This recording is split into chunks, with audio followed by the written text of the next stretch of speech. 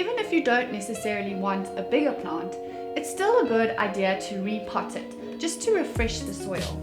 You should be doing this every 12 to 18 months. The reason is when plants are confined in a pot or a grow bag, the nutrients in the soil get depleted very quickly. Especially with constant watering, they're just going to flush out. And there's no garden from which the plant can get more nutrients from. Here I have an impala lily that I bought about 18 months ago. And it's okay, but it's really, the growth hasn't been that strong. It hasn't been producing lots of flowers. So I'm going to repot it. So, first of all, I'm just going to cut the bag.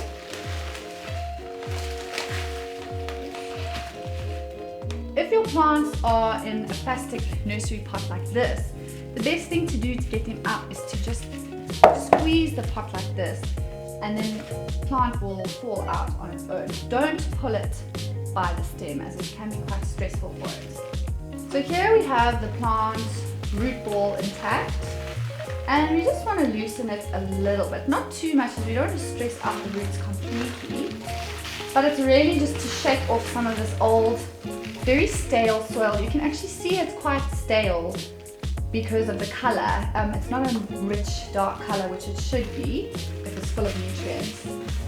So here we have our impala lily, and I'm going to put it in this nice terracotta bowl, which we will be stocking on the website soon. It's very important not to just use any old garden soil when you repot your plants. For indoor plants, you should invest in a specifically formulated indoor potting soil.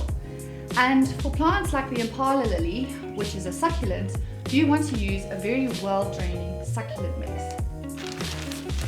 Any soil that you use should be friable, which means it falls easily through your hands. You never want soil to stick into a ball when you make a fist around it, because that means it's a clay soil and it's going to be very bad for your plant. Basically, like your plant is just too wet.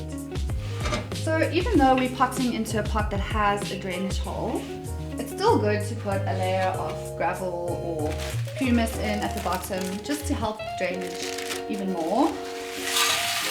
So fill the pot with enough soil so that when you put your plant in, it's going to be level with the top of the pot.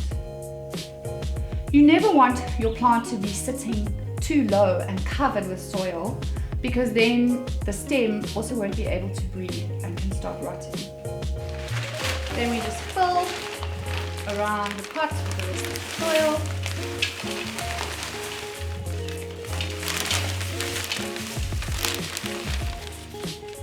So fill your pot with soil until it's sitting just underneath the top rim. This is so that when you water it, the soil's not going to just spill out. And then press down quite firmly to get your plant in place. And you may find that as you press down, you're going to need to fill with some more soil as the rest goes into the cracks. And there you go. Here's your perfectly fresh potted plant. And it's always a good idea to give it a nice watering just after you repotted it.